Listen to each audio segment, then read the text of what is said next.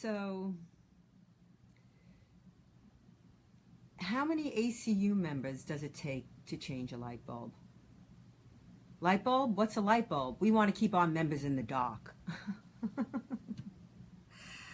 I want to discuss with you what happened, blow by blow. So get yourself a cocktail. It's Friday afternoon. Get yourself a brewski, because we're going to talk free speech. Back in September, I contacted Matchlap, who is the chairman of the ACU. The ACU is the American Conservative Union, and they organize CPAC. I asked to do a panel with a movie screening. I wanted to screen Can't We Talk About This, my groundbreaking film addressing the war on free speech, which, as you can see, is embedded not just on the left, but on the right too. And this went back and forth September, October, November, December, January, February, until I got an email from Dan Schneider who said, you know, we don't have facilities to do movie screenings. Okay. I said, well, I'd like to do the panel anyway. And back and forth, he had asked me for a one-page proposal on the panel. I ran screenshots. Go to GellaReport.com. If you're not subscribing, you know, you're not in the know. So I ran screenshots of the proposal that I sent them. We went back and forth. I had other panelists. I had included Robert Spencer, and I had included David Yerushalmi and Robert Muse. Those are my lawyers in my free speech lawsuit against the DOJ. As you know, my organization has filed a lawsuit against the DOJ challenging Section 230 of the FEC code that grants immunity to social media giants from these First Amendment lawsuits. And we need to have that immunity removed before we can move forward and sue Facebook and Google. And this was the premise, of course, of the panel. So late on Friday, Dan Schneider said, and he's the executive director of the ACU, said that he would present my one-page proposal to the ACU board, the advisory board, and he would get back to me. Now, he said, I want you to think I'm running the clock on you. Not running the clock on you. Now, mind you, I started this in September, and it's now Sunday night, February, and he's not running the clock on me. That's okay. I am going along with everything. I am shucking and I am jiving and I am riding the wave, baby, baby, baby, because I wanted this panel. Because 12 to 15,000, although the way CPAC attendance is dropping, I don't know where that number is now.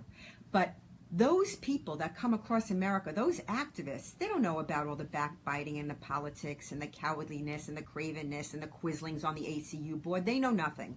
They are coming to get activated. They are coming to get educated. And that's all I cared about. So I ate plenty of crow. And on Sunday night, they have good news and not so good news, I was told. What they'll do is they won't let AFDI, my organization, sponsor. In order to get a room, you need to be a sponsor. It's big money, but I was willing to raise it because you guys always come through for me. They will let me have a room. One of the ACU board members, who I never heard of, American Principles Project, I don't know what they do. And I live in this world 24/7, 365 since 9/11, and I never heard of them. But, you know, American Principle has a room they're not using, and you can use it. I'm like, okay. That's great. I don't know why I couldn't sponsor my own. I see now why in retrospect, and you see too. And the long and short of it is they send my contact information and the contact information to me at American Principles Project to call the next day, Monday this week. I call once, I call twice.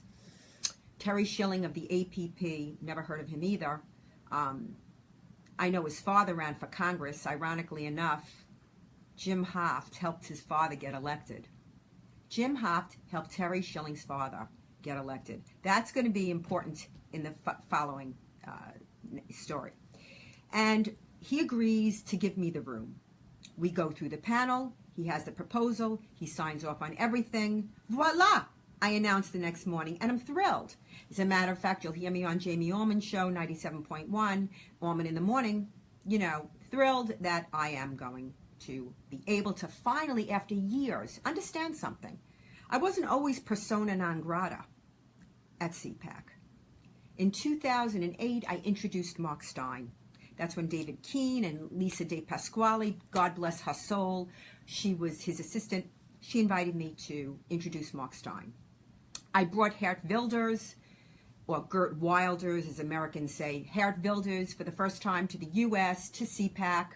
And I fought with David Keene. I thought that CPAC should bring him, not me. You know, and they had agreed to give him the Courage Under Fire Award, and then they withdrew it, and it got to be really ugly. But I raised the money, I got a room, and by the way, Geert Wilders at CPAC 2009 was the shit.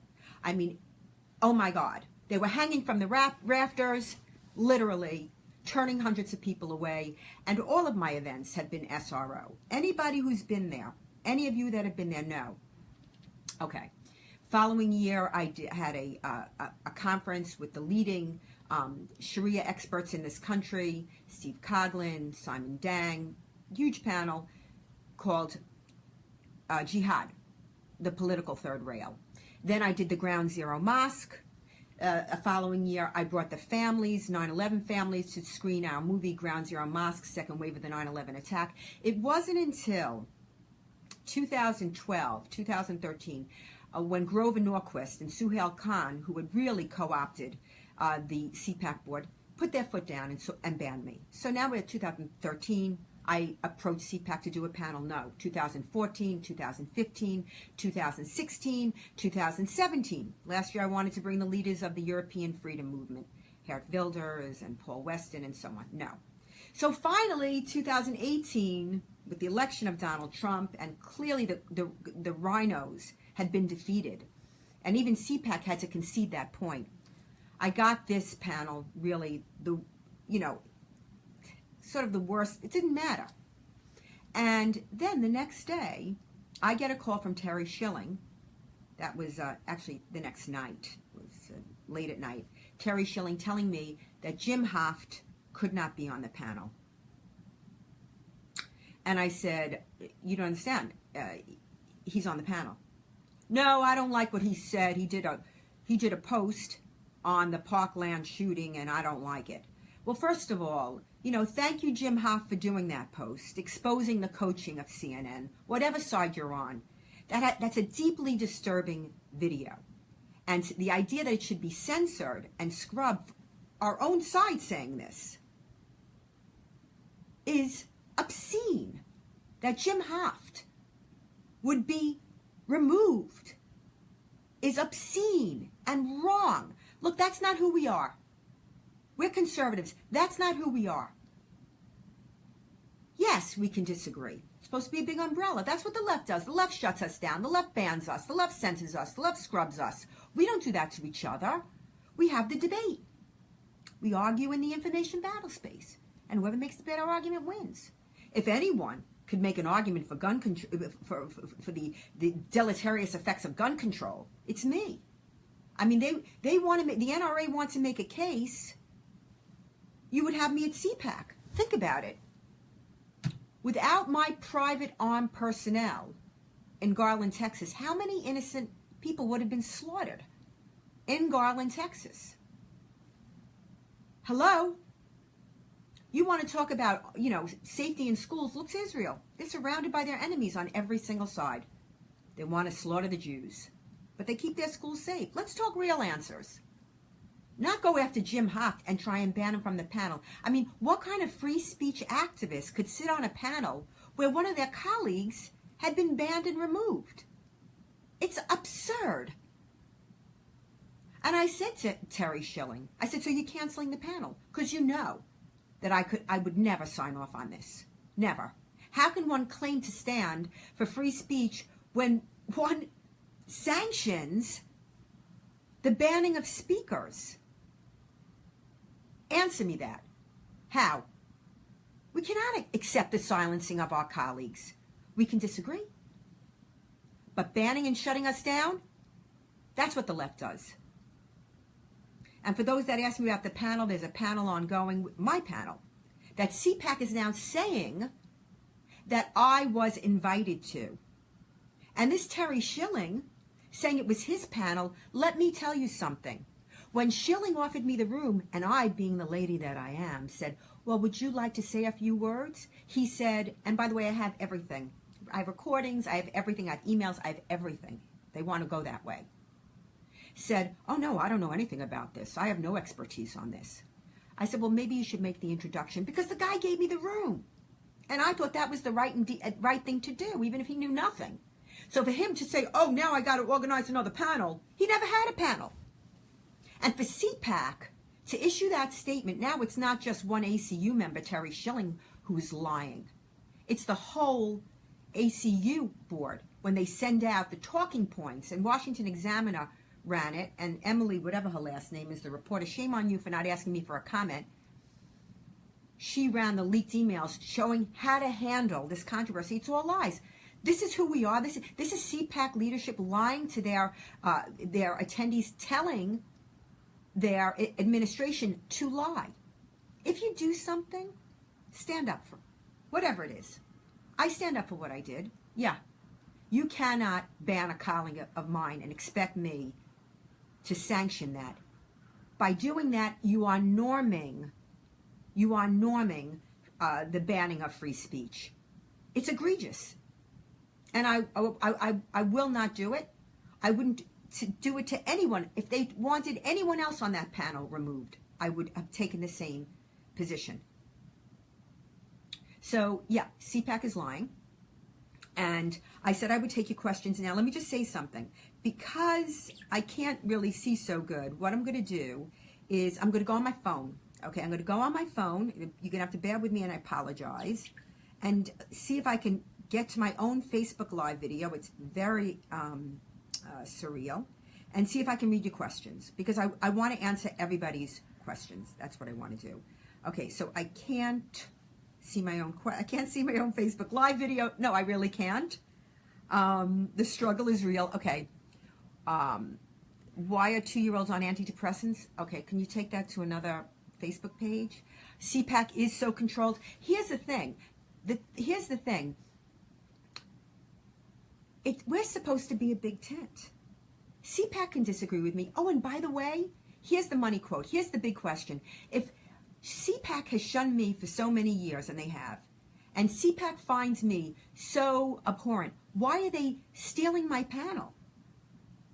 If I am shunned by CPAC, why are they stealing my panel? These intellectual thieves. If I am so abhorrent, right?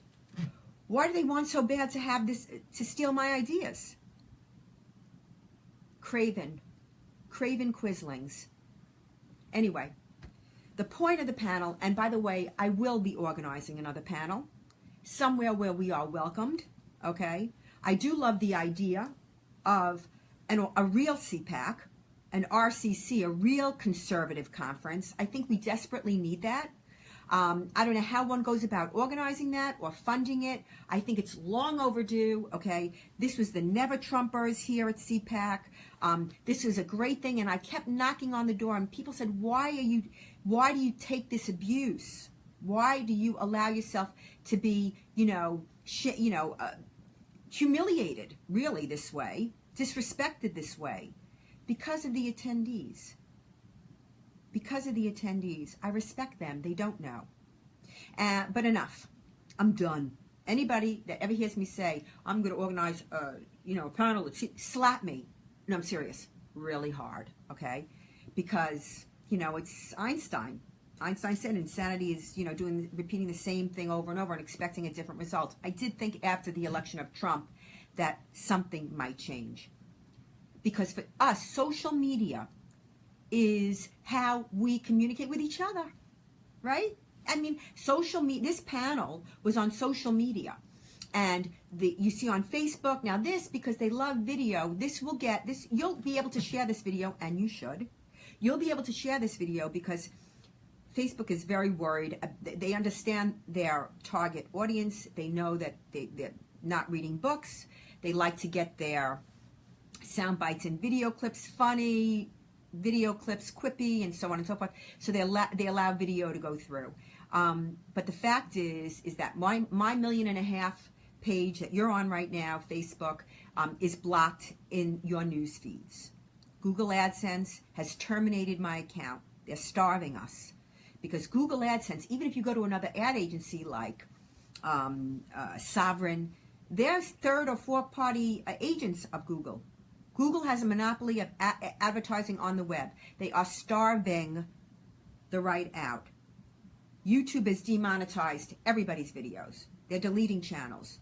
Every one of you have been blocked and banned and put in Facebook jail. This has to stop. We need antitrust legislation. You have to get behind whatever candidate in your city, in your state, in your town that will start to advocate, get involved in legislation.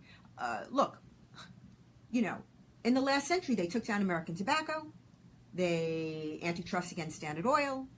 President Clinton went after Microsoft. They broke up AT&T, major communications company. Well, today, our computer is our telephone. It's how we communicate with each other. Would the government have tolerated AT&T listening in on our phone conversations saying, you can't say that, we're taking your phone away? Well, that's what's happening here. They're listening in on our conversations and saying, you can't say that, you can't listen to Pamela Geller, you can't post that link, we're putting you in Facebook jail, and if you do this 2 more times, you're out of here. We need some politicians with testicular fortitude who will start to go after these social media giants. Be quiet, I'm sorry, it's not working for me. These social media giants, I don't know, you know, in the old days with the left, they always said the robber barons, you know, J.P. Morgan and Rockefeller and Carnegie, the robber barons, they're monsters. Why are they going after, you know, Google and Zuckerberg? Because they've adopted this kind of cool, hippie, groovy, flip-flop, turtleneck wearing persona. And like the iPads and iPhones are like so cool and the young kids are like, I mean, no, because they're decidedly on the left. And social media giants are run uniformly by left-wing corporate managers. And they are shutting us down. And this is the last frontier.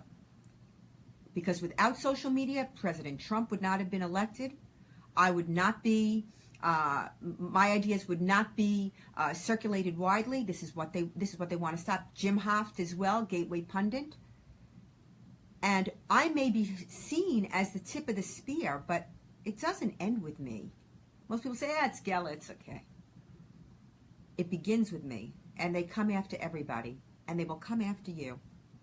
So shame on CPAC for not only insisting that a free speech leader be banned from a panel, but then trying to co-opt the idea and steal my ideas and literally in a Stalin-esque manner. If you read the Political article, I'm never mentioned, Terry Schilling, who admitted he knows nothing about social media censorship, I tried to organize this panel. Oh my God, what a creep. Anyway, on that note, I wanted you to know what happened. The Breitbart article, my explanation is there. You got to follow GellerReport.com. You got to follow me on Facebook. You got to follow me on Twitter. I salute all you freedom fighters that are not having it and standing up with me.